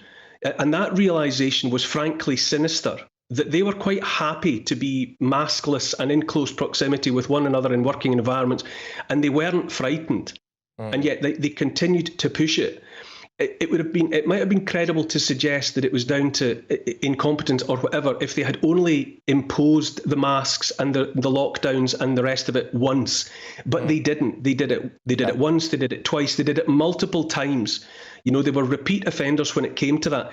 But I say again, you know, why is no one, when it comes to what was happening in the care homes and the testing and so on, and whether or not enough tests were carried out, track and trace was a joke. It was a nonsense. It was a waste of time and resources. It was a way of funneling money, goodness knows where. The real question when it comes to the care homes and the rest is why COVID wasn't treated in the care homes. There were doctors all around the world crying from the rooftops that COVID was treatable as a respiratory virus with antivirals, anti-inflammatories, and if it became really serious, anti-thrombotics. They were trying to get that message across, and they were shouted down, they were banned. The drugs that they were talking about, off-label and on-label, were put out of reach of everyone. Okay. Now, there was no reason for that. Was nothing to do with incompetence. That was a deliberate plan of action that took those medications away and completely disregarded the possibility of treating this virus that we were supposed to be so frightened of. Okay. If it was so dangerous, if it posed such a threat, they should have been trying anything and everything, and they didn't. People were put into those care homes to die. They were put on end-of-life care when they could have been treated and they could have survived. Neil, we're just gonna leave you there just purely because I want to get David in, that's all. And David, look, all this masks in school business, I suppose it only really matters some would say, it only really matters if it's had a tangible negative impact on kids. Did it? Yeah, I think there's clear evidence that masks inhibit teaching, but we also have the plain discomfort of forcing children to wear masks hours on end every day. And I think for me, the key word is control. I think ministers got addicted to the idea that they control every aspect of people's lives with these arbitrary rules. But often their rules had actually the opposite effect of what they were hoping. There's a useful study that was done on teachers wearing masks in primary school in Wales. And they found that teachers who were wearing masks did not lead to reductions in COVID rates, but did increase colds. What they found was that teachers were finding it difficult to communicate with children, so they would lean forward and get closer to the children. So actually the risk of passing on infections increased because of the fact they were wearing masks. Ministers simply did not take into account these unintended consequences and ignore harms of many of their interventions.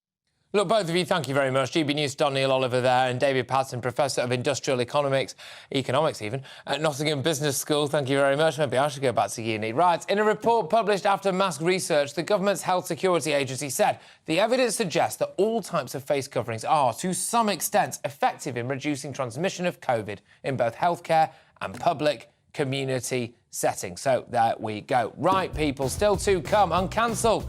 Fleet Street legend Kelvin McKenzie joins me to tackle the infamous damaged Quran and how a local woman, I'm not letting this go, by the way, was humiliated and made to apologise in what felt like a religious court right here in Great Britain. But next, in Media Buzz, tonight's superstar panel gets stuck into a Guardian article claiming the English countryside is racist. Yes, absolutely. As well as the first of tomorrow's front pages. That is straight after, well, a very short interlude. The racist countryside. What's going on?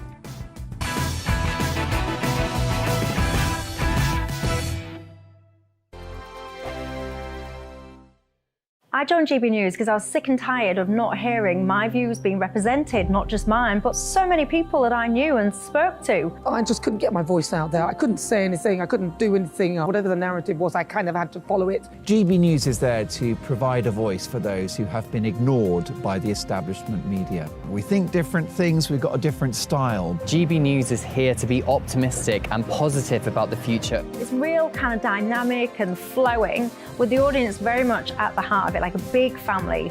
Here at GB News, we talk about the things that matter to you. Hearing the voices from right across our towns and cities, especially our towns. All sides of the argument represented with a heavy dose of opinion.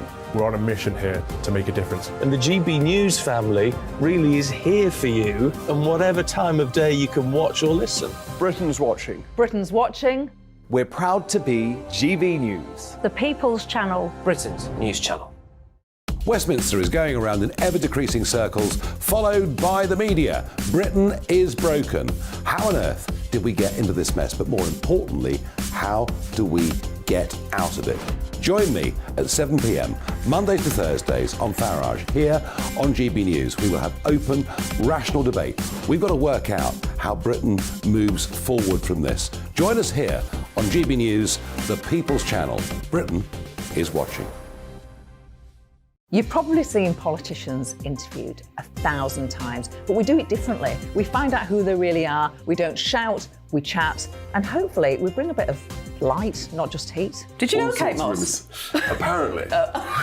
Do you have a pair of jeans or a pair of jeans? No, of course I don't. What would I do with them? My friends are like, oh my God, what's she doing now? Join me every Sunday at 6 for Gloria Meets, only on GB News, the People's Channel, Britain's news channel. I'm Jacob Rees-Mogg, the Member of Parliament for North East Somerset and a former government minister. For years, I've walked the corridors of power in both Westminster and the City of London. I campaigned in the largest democratic vote in our island story. I know this country has so much to be proud of. We need to have the arguments, the discussions on how we make it better. The wisdom of the nation is in its people. Vox Populi, Vox Dei. That's why I'm joining the People's Channel. Join me Monday to Thursday at 8 p.m. on GB News, Britain's news channel.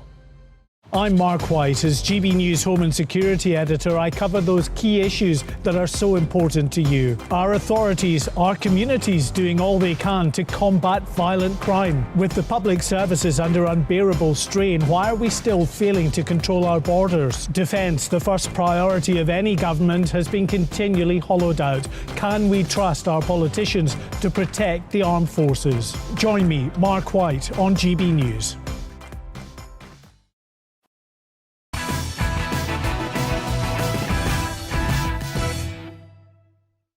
Let's return to tomorrow's news tonight in our media buzz. More front pages have just been delivered to me. So The Guardian leads with the fury of families who say they were failed by MI5 after a public inquiry today found the devastating Manchester Arena terror attack could have been prevented. We're off to The Sun now. And they also lead with the damning ruling that MI5 failed in stopping the Manchester Arena massacre, splashing with the 22 victims who the paper says should be alive today. The Mail leads with the appointment of top civil servant Sue Gray as Keir Starmer's Chief of Staff. By the way, this is absolutely crackers. And they're pointedly asking whether this proves that the Partygate probe has been a Labour plot to stitch up the Tories all along. More on the media buzz now with tonight's superstar panel. Here we go, ladies and gentlemen. We heard a lot of them earlier on. They've come back for more. They've not killed each other yet. Political commentator Dominic Samuels, yes, one's still alive. Businessman and activist Adam Brooks, still alive. And author and broadcaster Amy Nakao. We've got a full house, people. Good. I did wonder after our drag queen debate whether or not you'd have scratched each other's eyes out in the green room, but no, we're back. OK. Anyway, here's a question for you, and this one definitely won't cause a massive row. Is the countryside inherently racist? You heard. Well, this is what the ultra-woke Guardian would like you to believe. So in an astonishing new piece for the hard-left rag, activist filmmaker Dan Guthrie latched onto a 2019 report claiming the English countryside is a white middle-class club that still disenfranchises minorities. He adds, without evidence, I may ask, that the outdated concept that people of colour don't belong in rural areas is still rife, while omitting to mention in 2017 report that cites cost of visiting, problems with transport and a lack of local knowledge as perfectly logical reasons people from ethnic minorities don't go there. I mean, I'm just going to put this out there. Also, in the latest census, we are 82% white as a nation. So, you know, maybe that might have just a little thing to do with it. But, panel, do you think instead of a far better explanation is that our green and pleasant land actually is seething with racists? Dominic, is the countryside racist? Definitely. Is it? Look, it's really bizarre because it's like there's nothing that these people won't find. It's like when you run out of grievances, this is one of the straws that you have to clutch at to just find something to be angry about. That's what you do. But look, I mean, let's not get started on you, darling. Anyway, the thing is with the whole countryside debate is that, look, there are many reasons why ethnic minorities don't tend to go to the countryside. One of the biggest ones being that in the inner cities where, you know, people from immigrant backgrounds tend to go, you know, there tends to be more jobs. It tends to be easier to find work. That's why. It's not that they're scared because everyone's racist there. I think it's really ridiculous to make that suggestion. Amy, go on. Do you think the countryside is racist? No, I'm not convinced, but No. I'm sure that racism exists in the countryside as it does in the cities. But it's certainly true that the countryside is not diverse. But whether that is because of this, and that is it. Is that a problem? Though? This is the thing, isn't it? Because it's fair to say, right?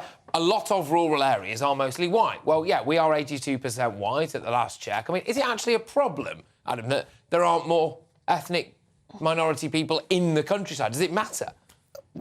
No.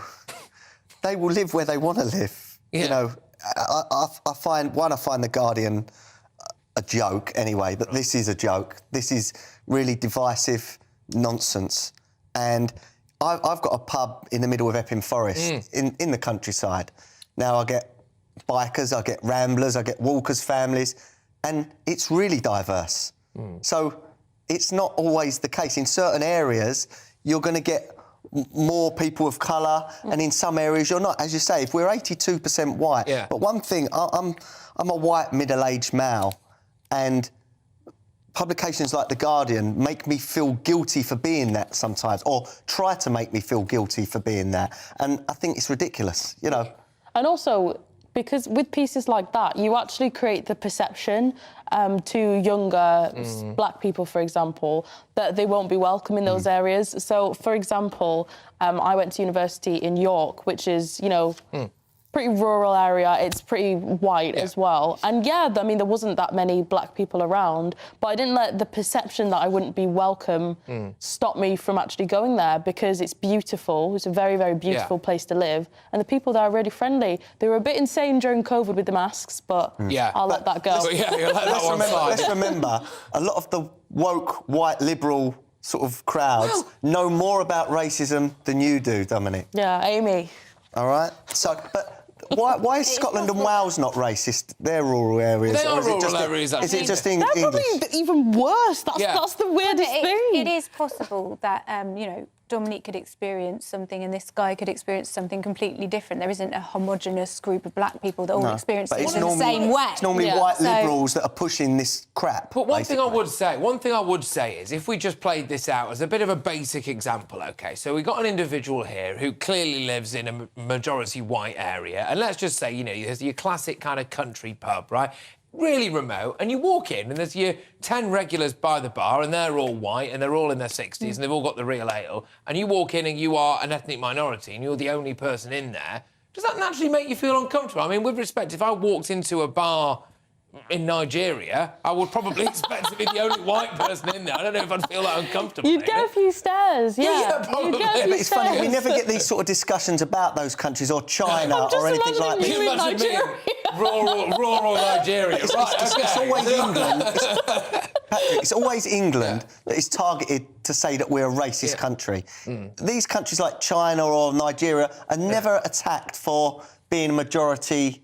Or not being diverse enough. Exactly, at the same time, like, if you were a black or Asian person in a remote area, they'd never seen you before and probably haven't met a black or Asian person before, that's a lot of the time, they will probably be curious, maybe look at you a bit suspiciously, like, who are you? But that doesn't always have to mean that they're raging racists that want to lynch you, you know? No. Well, you'd like to think not, really. I imagine that would have made the news at some point, to be fair. But yeah, no. And, I mean, do you think that realistically more should be done? Because what's the actual solution to this? Is it to import people from ethnic minority backgrounds in buses, to the Lake District and make them live there? Do you think that would make other people of ethnic minority backgrounds there seem more welcome? No, but my interest was piqued a little bit by the reaction to this story, because it was predominantly right-wing publications that jumped on this, saying how awful it was, and of course the countryside is racist, which made me think that maybe they do have a little bit of a problem. Interesting stuff. It is interesting stuff. I must say, all of you, I've thoroughly enjoyed that chat. It is World Book Day, OK? It's World Book Day. Of course, I wouldn't know that. Anything I read is this auto cue. And once again, the Harry Potter and Mary Poppins character outfits, they're out in force. But this year, some smart kids have dressed as the Duke of Woke himself. I believe we've got a picture, OK, of Prince Harry. Complete, hey, look at that. Complete with fake beards, ginger locks, and, of course, brilliant mocking of Harry's whining tell-all spare and constant public demands for privacy. Look at that. He has become a joke, even amongst the kids. Hopefully Harry sees the fun in this, but of course don't be surprised if cease and desist letters are sent to their homes. Dominique, do you think Harry will sue the kids? Probably. Yeah, do you reckon? Legal action?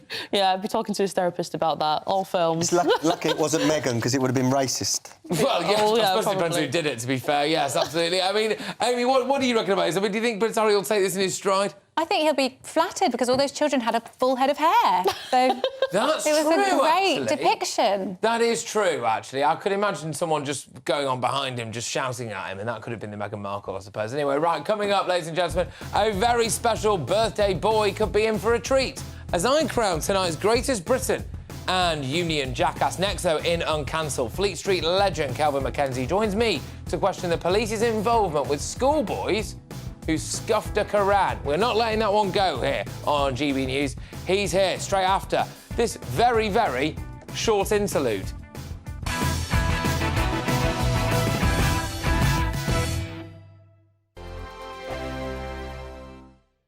First and foremost, I am a GB News fan, and I was before I was working here. Just love the fact that we're asking the questions that a lot of establishment media won't ask. With a bit of a twist, we not only want to inform you, but we want to keep you entertained. It's worth the drive because you get in and the team's all ready and waiting, they're itching to go, and it's a proper little family. GB News is the People's Channel. It's the audience that makes the programme sing. We're giving our viewers and our listeners a voice. I see the thousands of your letters, tweets, emails, you name it, coming in. Britain is broken. How on earth did we get into this mess? But more importantly, how do we get out of it? The establishment had their chance. Now we're here to represent you. It's time for something different.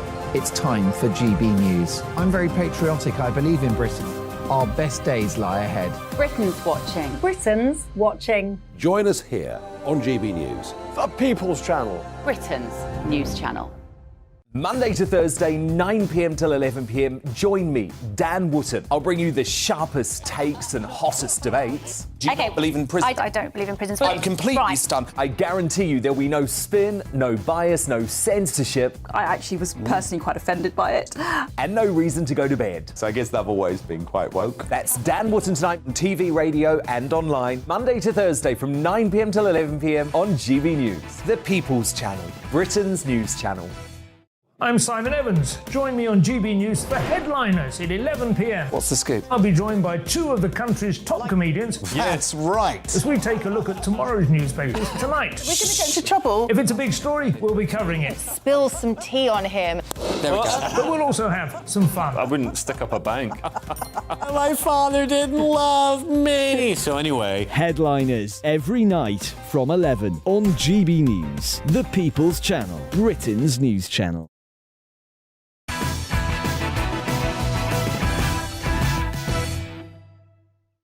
It's time for Uncancelled.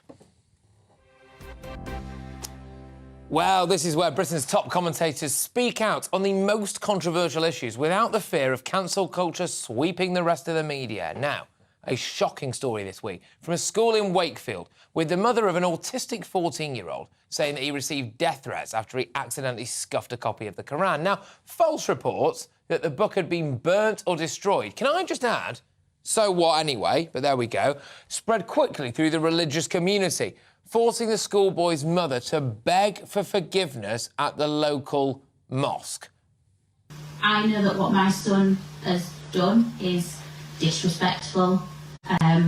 He didn't have any malicious intent, but he's a very, very silly 14-year-old boy who does have some challenges. He does suffer with high-functioning autism.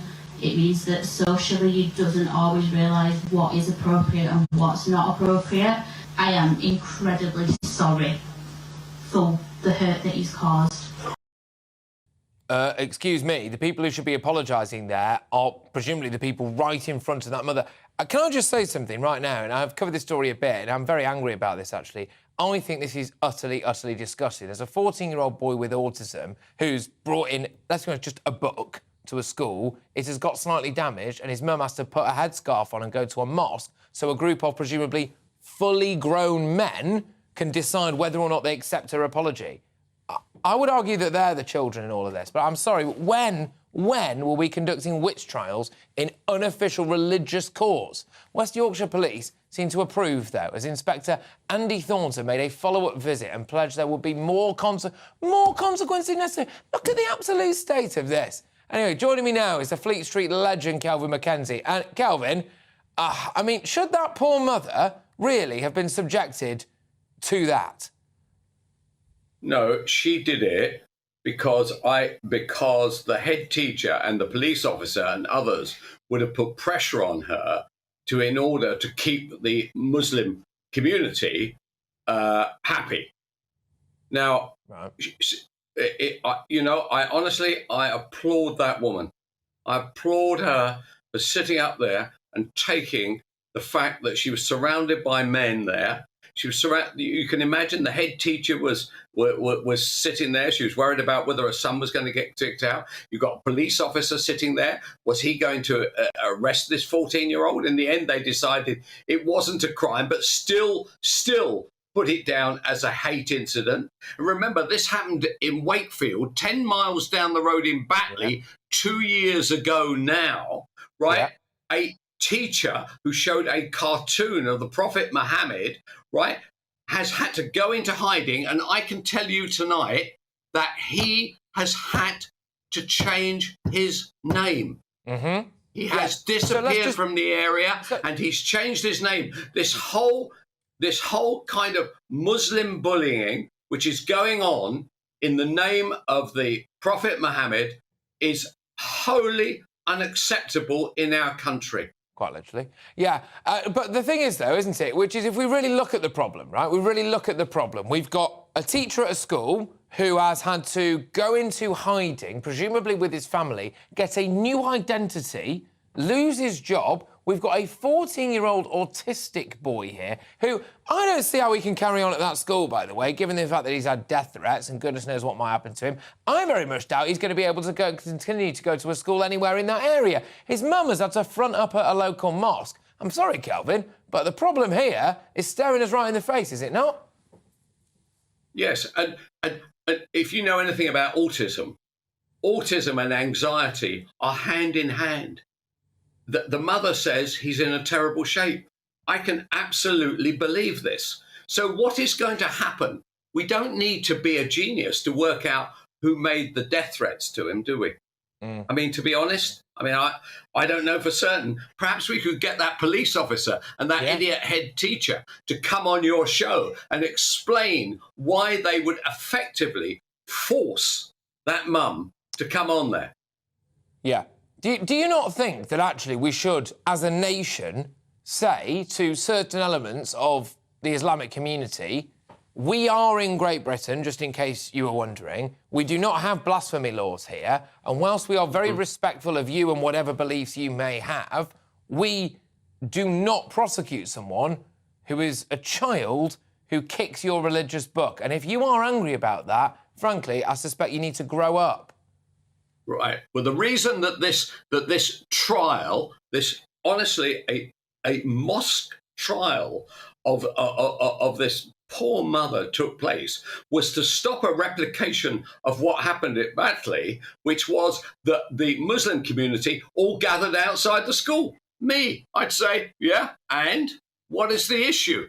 You know, this was a 14-year-old kid who made the smallest of small mistakes. He only brought along the Quran to the school because he lost a Call of Duty video game. It's at this level, but it wasn't treated at this level by these very odd Muslim worshippers. I find it, and do you know what? I'm so pleased that, say, GBNews, me, a few of the others, the Times, the Telegraph, not the Sun, by the way, not the Sun. So the popular working class paper didn't cover it, right? And I don't think the Mirror did either. That is shocking. So mainstream media at the top end, fantastic. At the bottom end, very, very poor, right? Why do we have to? Right, and apart from GB News, not the BBC, not Sky, not ITV, and in fact, not Channel 4, but Kelvin, nobody covers it. Kelvin, I'm sick of this stuff because we see it time and time again. We had grooming gang scandal in Telford. The BBC only chose to put that a couple of stories down on their local Shropshire page. You had to go looking for, at the time, what was at the time the UK's largest ever grooming gang scandal, OK? You've got situations going on in Batley, or you've got situations that take place where, for example, the situation in Manchester, where Salman Abedi, the Manchester bomber, attended the Didsbury Mosque, OK? And they are now coming out, and instead of really reporting the fact that the families and this inquiry suggested that the mosque had a lot to answer for there, the headlines that you'll see on the BBC are mosque defends itself, mosque feels victimised about all this stuff. And I am deeply concerned now that what Suella Braverman has said is true, which is that in the pursuit of political correctness, we are ignoring some very, very dangerous stuff here. It's taken a long time to get to that position. After all, the Rochdale groomers, they said all that about 4 years ago, that the only reason that they hadn't arrested these people, these paedophile pigs, in a wholesale manner was simply because they were of a religion which they thought would cause a problem in the community. The cops and the head teachers and these people in the public sector should understand that we, the people funding their jobs, want action. They don't want to see this kind of behaviour. They do not want to see, they never want to see again, a mother forced, and I say forced, to appear in a mosque in front of what I imagine, as we all know, is a group of Muslim men. Why on earth should that woman have to basically apologise for 3 minutes in that way? It is shocking. And the other thing that's shocking is, why isn't this a national scandal? Why isn't everybody as annoyed as, say, you and I are? Why isn't everybody annoyed as the local community? I think they'll let it wash over them, and frankly, I do not like where this is heading. Kelvin, look, thank you very much, as always, and I thoroughly enjoy our chats, as you well know. That was Fleet Street legend there, Kelvin Mackenzie. Very grateful to have him as a regular on this show and this channel. Right, OK, calm down, everybody, because it's time now to reveal today's Greatest Britain and Union Jackass. Right, with me to reveal theirs is my superstar panel. I've got Dominique Samuels, I've got Adam Brooks, and I've got Amy Nicole as well. Dominique first, and we're going Greatest Britain. Yes, I want to dedicate mine to cheesily the British people, because after the lockdown files, it's clear that we were lied to, we were betrayed, and so many of us struggled, but we stuck through, and bit by bit, the truth is being revealed. Oh, we're off to a strong start. Amy, I'll bring you in now. Amy Nicole, your Greatest Britain. Well, mine is someone who I do love to exchange ideas with on this very show. It's birthday boy himself. It's Dan Wootton. Oh, yay. Why didn't I? Happy 40th to Dan Wootton. Adam, go on. Well, I went for the same person. Mine is Dan Wootton as well. The man that gave me a chance on TV, the man whose 40th birthday is today. Happy birthday, Dan. You're my nominee today. OK, I believe we've got a bit of a tribute, have we? I just think that statement is so outrageous, but OK, go on. Where is your proof that people who voted for Brexit were racist? Let me finish a sentence. Well, where's your proof? The proof is in the fact that not most people, a minority of people, some people... This is all about the money, Amy. It's all about the money, money. Go away and fight, because you've said it's happened multiple times. No, after this... It would really be irresponsible for the nurses to not go on strike. There is What? Don't patronise me. Would I? Oh, this is fantastic. I love it. I love it. Right, OK. It's not my birthday. We all know who the winner is. It's Dan Wootton, yes. Hooray! Happy birthday, Dan. Greatest Britain is an absolute legend. OK, quickly. Union Jackass. Dominic, hit me. Come on. Mine is the baby sensory company Cabba Baba Rave for their vile behaviour and vile performances. Agreed. Adam. Mine is MP Matt Hancock, and as a prominent anti-lockdown campaigner, I detest this idiot. Right, fair enough. Amy? Mine is the Minister for Women, Kemi Badenoch, for implying that only the left-wing women suffer menopause symptoms. Wow, OK, all right. Dominic, you are the winner of Union Jackass with Cabba Baba Rave. Not you personally, Dominic, of course, that would be shocking. Cabba Baba Rave, yes, I'm absolutely outraged by all of that. Look, so in a way, you've all won, actually, because we had Adam and Amy, who won the Greatest Britain with Dan Wootton, and then Dominique as well there, who's decided to win the Union Jackass. You thought I'd remembered the names of those by now. I've covered the show long enough, wouldn't you? Right, look, thank you very much, everybody. It's great to have you all on the show, and thank you very much, everybody who's been watching and tuning in. I have thoroughly enjoyed filling in for Dan Wootton. I would just like to leave now by saying, Dan, I wish you an incredibly happy birthday. You are an absolute legend, and it is a privilege and an honour to be sitting in the same chair that you normally occupy. Look, have a wonderful, wonderful time, everybody. Thank you for a great evening, and make sure that you stay tuned and locked right in to the best TV channel in the world. It's GB News.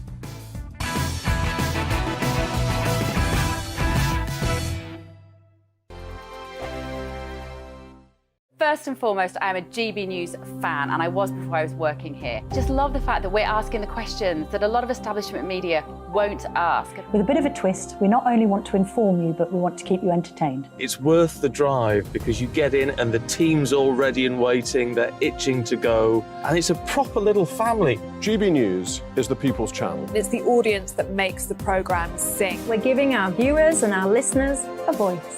I see the thousands of your letters, tweets, emails, you name it, coming in. Britain is broken. How on earth did we get into this mess? But more importantly, how do we get out of it? The establishment had their chance. Now we're here to represent you. It's time for something different. It's time for GB News. I'm very patriotic. I believe in Britain. Our best days lie ahead. Britain's watching. Britain's watching. Join us here on GB News. The People's Channel. Britain's news channel. I'm Andrew Doyle. Join me at 7 o'clock every Sunday night for Free Speech Nation, the show where I tackle the week's biggest stories in politics and current affairs with the help of my 2 comedian panellists and a variety of special guests. Free Speech Nation, Sunday nights from 7 on GB News, the People's Channel, Britain's news channel. Here on GB News Live, we'll be keeping you in the picture, finding out what's happening across the country and finding out why it matters to you. We'll have the facts fast with our team of reporters and specialist correspondents. Wherever it's happening, we'll be there from 12 noon on TV, radio and online. GB News, the People's Channel, Britain's news channel. I'm Michael Portillo. Join me on GB News on a Sunday morning for topical discussion, debate, arts and culture, and sometimes even ethical dilemmas. I don't always agree with you, Michael. Michael Portillo, Sundays on GB News, the People's Channel, Britain's news channel. Hello, I'm Michelle Dewberry, and you can join me every weekday 6 till 7 on Jubes and Co. You're an inspiration to us all. Click that bit up. Well, you are. That's my ringtone. My political ambitions are, those days are gone, I can tell you. She's only teasing. Go on. He's probably going to want to lay down now. I'll give him 2 minutes to have one. Let's respectfully disagree. That's what we like on Jubes and Co. Come and join us. GB News, the People's Channel. Michelle Dewberry, weekday evenings at 6 o'clock. I'm Simon Evans. Join me on GB News for Headliners at 11 p.m. What's the scoop? I'll be joined by 2 of the country's top comedians. That's right. As we take a look at tomorrow's newspapers tonight. We're going to get into trouble. If it's a big story, we'll be covering it. Spill some tea on him. There we go. But we'll also have some fun. I wouldn't stick up a bank. My father didn't love me. So anyway. Headliners every night from 11 on GB News, the People's Channel, Britain's news channel. Join me, Nana Akue, Saturday and Sunday afternoons on GB News. Expect fiery debate and passionate discussion as me and my panel tackle some of the biggest topics hitting the headlines. It's a place for everyone's opinion. No one gets cancelled, but no one gets an easy ride. Oh, she's on it today! Be ready for conversations that are fierce, frank, and of course, fun. Every Saturday and Sunday afternoon from 4 p.m. on GB News, the People's Channel.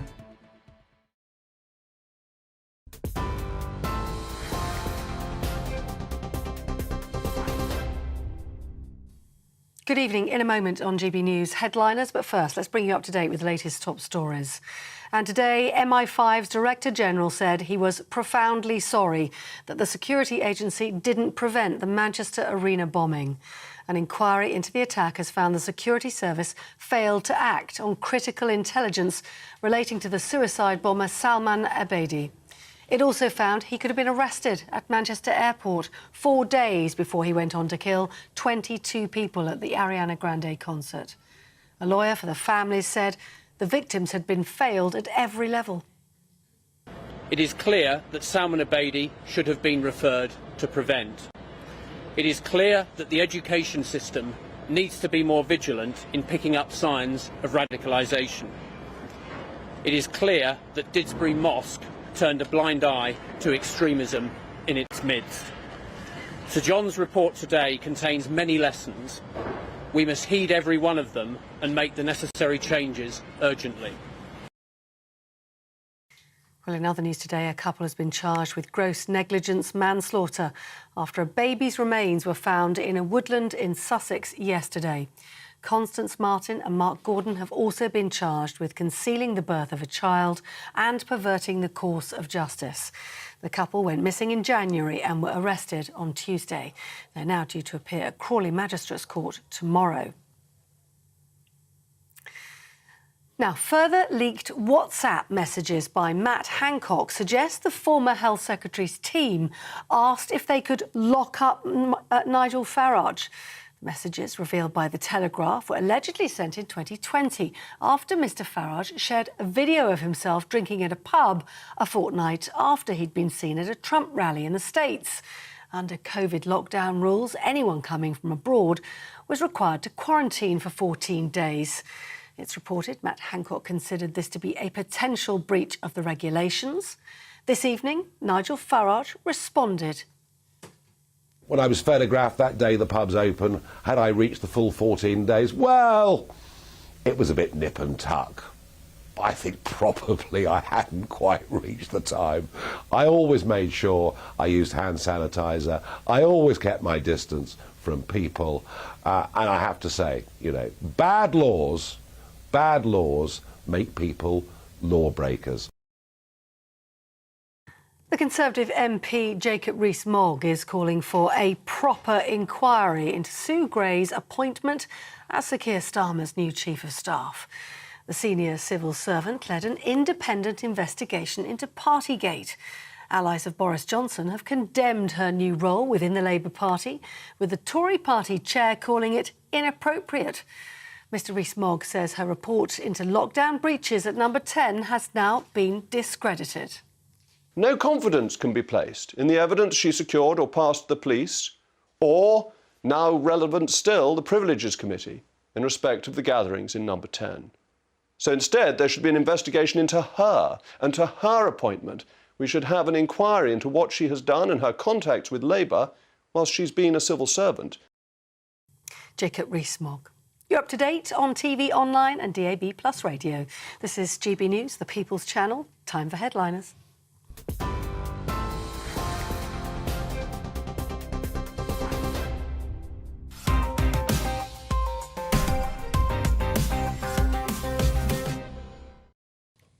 Hello and welcome to Headliners, the nation's favourite newspaper review show. I'm Nick Dixon. I'm hosting for the next 3 nights. Have GB News finally woken up and seen the magnitude of my talent, or is Andrew Doyle simply on holiday? You decide, but tonight is going to be a great show because I'm joined by 2 Headliners giants in so many senses. We have Sir Leo Kearse and, of course, Lewis Schaefer, OBE.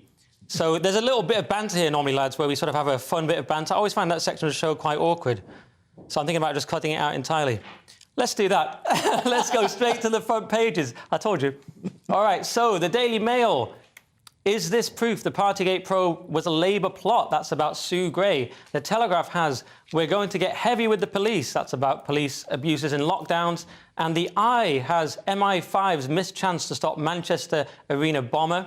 The Guardian, families fury at devastating MI5 failings in Manchester bombing. We'll be talking about that in a moment. The Express has Boris, Rishi's deal will not take back control. And finally, the Daily Star, clowns plotted to kill all our kitties. And those were the front pages. Let's get into it.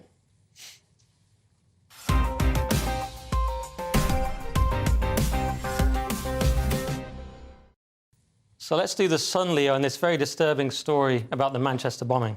So security services could have prevented the Manchester Arena terror attack that left 22 dead and hundreds injured if they'd acted on intelligence and put the bomber under surveillance, according to a damning public inquiry that concluded today. So this blunder was one of 6 failings by security services. But there's one overarching failure, which is allowing people that hate us and want to kill us into the country. So the guy who did it, Salman Abedi, his whole family were refugees or asylum seekers, or certainly gaming the asylum system to get into the UK from Libya. In fact, they were rescued by the Royal Navy, by the British Royal Navy in the Mediterranean when they were coming from Libya. And then they came to the UK and joined, at the moment we've got over 43,000 people on terrorist watch lists. And apparently he wasn't one of them, so he slipped through the fingers. But it makes you think. I mean, the security services are always going going to make mistakes, as they did here. They're always going to make mistakes because it's the public sector. I'm amazed they don't make more mistakes. And this, tragically led to, such a loss of life. We've seen other plots get to near fruition, like the Liverpool mosque, Liverpool maternity hospital bomber, who sadly made it all the way and nearly killed the taxi driver, but happily just blew himself up instead of actually detonating it in the maternity hospital. But yeah, and it's not just security services who failed. Didsbury Mosque, where the bomber attended, played a part in his radicalisation. Obviously, his family, his father Ramadan Abedi played a part in his radicalisation as well. Yeah, and they also failed to report him to prevent on 2 occasions because he was listed as a de facto threat, but not a sort of serious subject of interest. He was a de facto subject of interest. So that's incredibly frustrating, to say the least. And prevent wouldn't have done anything anyway because he hadn't read any Shakespeare. Well, that's the thing. That's what's extra. This story is so heartbreaking. It's so infuriating, and I feel so bad for the parents. And on top of that, it's in this context where we've seen the Shawcross report. Obviously, this is separate, but we've seen from the Shawcross report that, as you say, Islamic terrorism is being underplayed while Jacob Rees-Mogg is thought to be a gateway to extremism, or the works of William Shakespeare. And so it's extra infuriating when we see that the nonsense they were spending their time on, or similar organisations were spending their time on, and this kind of thing is ignored. It just makes me so angry. And there's this bizarre thing as well about they can't register the names. Have you seen? I've yet to understand that. The government has refused to allow them to register their loved ones' deaths, which is a key part of grieving. So I don't understand why that is. So anyway, Lewis, any thoughts on it? Yeah, I agree with Leo almost entirely. I mean, you shouldn't let people who hate the country into the country. I don't think they should be too strict about it because they let me into the country. If I can make light about it. But there's no way, there's that saying, as they know, that the... But you love this country now. We de-radicalised you. Do you know what? I have to pretend that I like it. I have to pretend. But yeah, they should like it, and if they don't like it, they shouldn't be in the country. I mean, that's all that's asked of a country. And the other thing is that the terrorists have to be right once. Yeah. Okay, and the police have to be right, as you say. How many people on that list? 43,000 people on the list. They've got to keep an eye on 43,000. They let one. I think they're being a bit harsh on the police in this. I'm no big fan of the police. Well, yeah, I think it's in our society and in our culture. I mean, one of the failings was security in the stadium allowed a man who was clearly, he had a backpack, who's clearly out of place at an Ariana Grande concert, with a big backpack, looking like your stereotypical terrorist. They let him through because they were worried about looking racist if they stopped him. So this culture of fear, and that's why the grooming gangs were allowed to operate as well. Everybody was afraid of looking racist if they apprehended it and stopped it happening. And we sort of joke about wokeness, and it's become this sort of silly word, but when it's actually affecting things like this, when people are worried about looking racist, or when Prevent are wasting their time on nonsense, that's when it's actually dangerous and infuriating. I mean, 1,000 text messages were ignored or missed, and there's those pictures of this kid with like a massive gun and stuff. He went over to